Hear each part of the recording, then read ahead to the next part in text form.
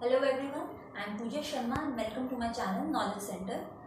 Today we are starting with class 10 economics second chapter sectors of the Indian economy. तो basically जब हम sectors of the Indian economy के बारे में पढ़ रहे हैं तो सबसे पहले हम पढ़ेंगे अबाउट इकोनॉमिक एक्टिविटी कि इकोनॉमिक एक्टिविटी क्या होती है। तो economic activity are basically those activities which are undertaken with the motive of earning money, यानी पैसा कमाने के मोटिव से हम जो भी एक्टिविटी करते हैं that is known as economic activity. Now economic activities जो है हमारी इंडियन इकोनॉमी में 3 पार्ट्स के अंदर क्लासिफाई होती हैं, primary sector, secondary sector and tertiary sector. सबसे पहले हम पढ़ेंगे regarding primary sector.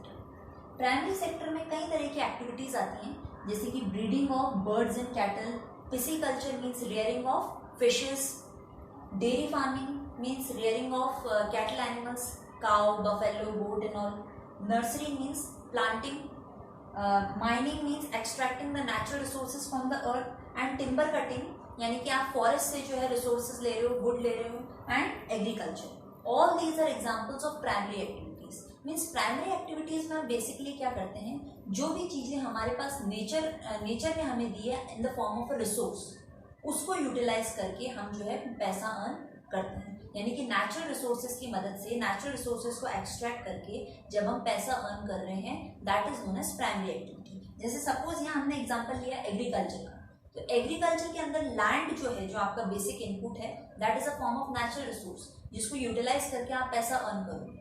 Okay, so all these categories, all these activities are coming under the category of primary sector.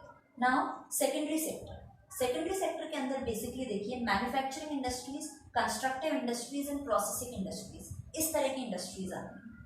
Manufacturing industries में हम क्या कर रहे हैं, जो भी रॉ मटेरियल हमें प्राइमरी इंडस्ट्रीज से प्रोवाइड हुआ है उसको हम फिनिश गुड्स के फॉर्म में चेंज करेंगे। जैसे हम एग्जाम्पल ले सकते हैं कॉटन का प्लांटेशन हमने प्राइमरी सेक्टर में किया। अब वो कॉटन जो है इंडस्ट्री के अंदर, फैक्ट्री के अंदर जाएगा, उससे थ्रेड बनेगा, यार्न बनेगा, उसके बाद क्लॉथ बनेगा। तो कहने का मतलब है ये सारा प्रोसेस जो है मैन्युफैक्चरिंग इंडस्ट्री के अंदर होता है कि किस तरह रॉ मटेरियल को प्रोसेस करके उसको फिनिश गुड्स के अंदर कन्वर्ट किया जाता है। सिमिलरली कंस्ट्रक्टिव इंडस्ट्रीज में बेसिकली कंस्ट्रक्शन का काम होता है, रोड्स, बिल्डिंग्स, ब्रिजेस। और कंस्ट्रक्टिव इंडस्ट्री का एक सबसे बड़ा डिस्टिंक्टिव फीचर ये होता है कि कंस्ट्रक्टिव इंडस्ट्री का जो भी प्रोडक्ट होगा वो रिवॉल्व नहीं करेगा, स्टेशनरी एक जगह रहेगा। Now next category is processing industries.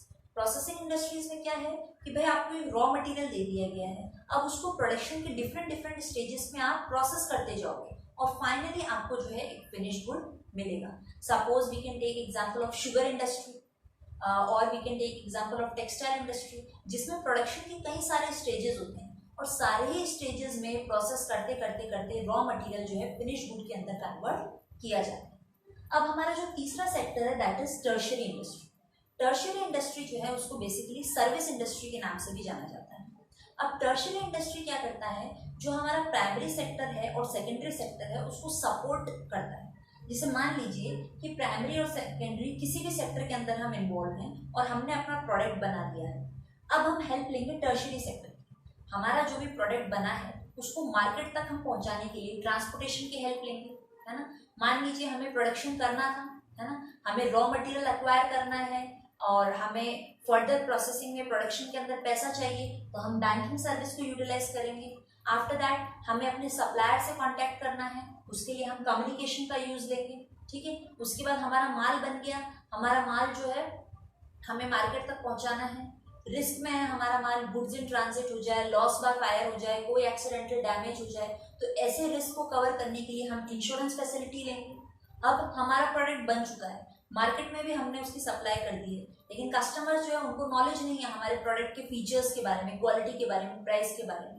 तो ये सारा नॉलेज हम कस्टमर्स तक कैसे पहुंचा सकते हैं, थ्रू एडवर्टाइजिंग, ठीक है। माल हमारा बन गया है, बन के हमने रखा है हमारे पास, लेकिन डिमांड जो है वो कुछ टाइम बाद होगी, अभी हमारे माल का सीजन नहीं आया है, तब तक हम क्या करेंगे, माल को गोडाउन्स के अंदर, वेयर हाउसेस के अंदर स्टोर करके रखेंगे। तो warehousing again tertiary service का, टर्शियरी सेक्टर का ही एक सर्विस है। तो बेसिकली जो हमारा टर्शियरी सेक्टर है यानी सर्विस सेक्टर है वो क्या करता है, प्राइमरी सेक्टर और सेकेंडरी सेक्टर को एक सपोर्ट प्रोवाइड करता है ताकि जो flow of goods and services है वो स्मूथली बना रहे। तो ये तो बात हो गई पूरे हमारी इकोनॉमिक एक्टिविटीज की कि किस किस तरह की इकोनॉमिक एक्टिविटीज हमारे इंडियन इकोनॉमी में हमें देखने को मिलती है। अब हम बात करेंगे कि बेसिकली ये जो तीन सेक्टर्स हैं, प्राइमरी, सेकेंडरी एंड टर्शियरी, इनको हम कंपेयर कैसे करें आपस में। तो इनको कंपेयर करने के लिए हमें तीन चीजों को समझना पड़ेगा। GDP, that is gross domestic product, जिसके बारे में हमने फर्स्ट चैप्टर में भी पढ़ा था, final goods as well as intermediate goods. अब हम बात शुरुआत करते हैं पहले जीडीपी से, gross domestic product. First chapter में हमने डिस्कस किया था कि ग्रॉस डोमेस्टिक प्रोडक्ट क्या होता है, किसी भी कंट्री के अंदर एनुअल प्रोडक्शन कितना हो रहा है गुड्स एंड सर्विसेज का, that is known as the gross domestic product, यानी कि टोटल प्रोडक्शन आपका कितना हो रहा है in the entire nation of the goods and services is known as the gross domestic product. अब ग्रॉस डोमेस्टिक प्रोडक्ट की मदद से हम जो है इन तीनों सेक्टर्स को कंपेयर करने का काम करेंगे। देखिए, one example has been discussed here. Suppose एक फार्मर है जिसने वीट का प्रोडक्शन किया है एंड इसने वो वीट जो है 8 रुपीज पर केजी में एक ट्रेडर को सेल किया। फार्मर ने वीट का प्रोडक्शन किया है एंड 8 रुपीज पर केजी में उसने ट्रेडर को जो है अपना वीट सेल आउट कर दिया है। आफ्टर दैट अब ये ट्रेडर क्या करेगा, उस वीट को फ्लोर में बदलेगा, गेहूं को आटे के अंदर चेंज करेगा and after that floor will be sold out at ₹10 पर केजी। 10 रुपीज पर केजी में ये ट्रेडर जो है वीट को फ्लोर में कन्वर्ट करके एक मैन्युफैक्चरर को सेल कर देता है। अब ये मैन्युफैक्चरर कौन है, एक बिस्किट कंपनी या एक ऐसा प्लांट है जो कि बिस्किट बनाता है। ओके, तो अब ये क्या करेंगे, इन्होंने 10 रुपीज पर केजी में फ्लोर खरीद लिया। अब ये उसके अंदर ग्लूकोज डालेंगे, शुगर डालेंगे, ऑयल्स डालेंगे, कई सारी चीजें डालेंगे जिससे कि ये पूरा बिस्किट मैन्युफैक्चर कर सके। तो अपना सारा रॉ मटेरियल, प्रोसेसिंग, प्रोडक्शन के स्टेजेस कवर करने के बाद फाइनली जो है ये अपना बिस्किट जो है 60 रुपीज पर केजी में सेल आउट कर।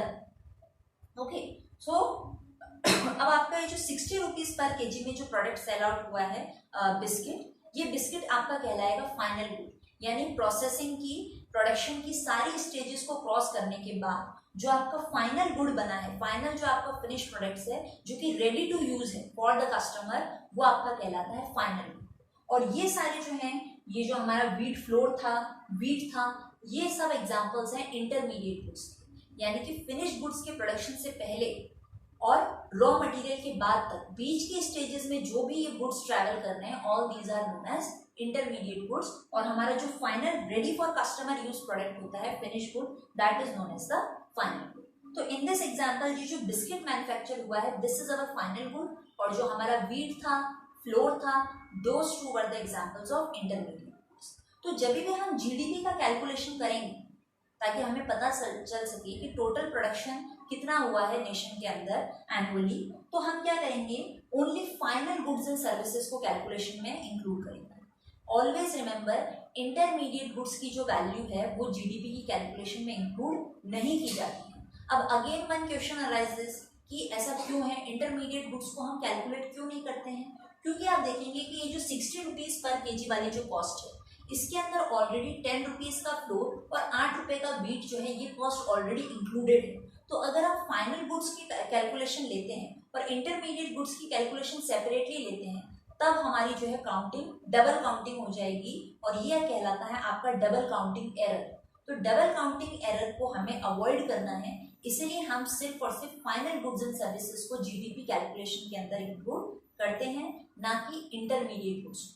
और जीडीपी का कैलकुलेशन हम क्यों करते हैं? ताकि हम तीनों सेक्टर्स का कंट्रीब्यूशन समझ सकें कि कौन से सेक्टर में, प्राइमरी, सेकेंडरी या टर्शियरी, कौन से सेक्टर का जीडीपी के अंदर कितना ज्यादा कंट्रीब्यूशन रहा। जितना बड़ा कंट्रीब्यूशन होगा उतना बड़ा कंट्रीब्यूशन नेशन के डेवलपमेंट में, इकोनॉमी के डेवलपमेंट में शो किया जाएगा। Now after going through all these points, let us go through one more important topic, that is historical change in the sectors. हमने पढ़ा कि प्राइमरी, सेकेंडरी और टर्शियरी में क्या क्या चीजें आती हैं, लेकिन हम हिस्टोरिकल पॉइंट ऑफ व्यू से देखें तो काफी साल पहले हमारी इंडियन इकोनॉमी की जब स्टैग्नेंट हालत थी, मैं बात कर रही हूँ इंडिपेंडेंस के टाइम। इंडिपेंडेंस जब हमें मिला था, जब हमारी इकोनॉमी बैकवर्ड कहलाती थी, स्टैग्नेंट कहलाती थी, बैकवर्ड कहलाती थी, उस समय जो है हमारे सेक्टर्स किस तरह डेवलप। तो देखो, शुरू से ही हमारा इंडिया जो है एग्रीगेरियन इकोनॉमी कहलाता है। हमेशा से ये माना गया था कि 85% लोग जो हैं हमारे इंडिया के बिफोर इंडिपेंडेंस भी एग्रीकल्चर के अंदर इन्वॉल्व हुआ करते थे। तो कहने का मतलब है कि इनिशियल ईयर्स में प्राइमरी सेक्टर को सबसे ज्यादा इंपॉर्टेंस मिलती थी। Farming, agriculture, breeding of animals and birds, dairy farming, nursery, ये सारी एक्टिविटीज़ जो है ये बहुत लार्ज स्केल पे होती थी और मैक्सिमम लोग जो है इसी के अंदर इन्वॉल्व होते थे।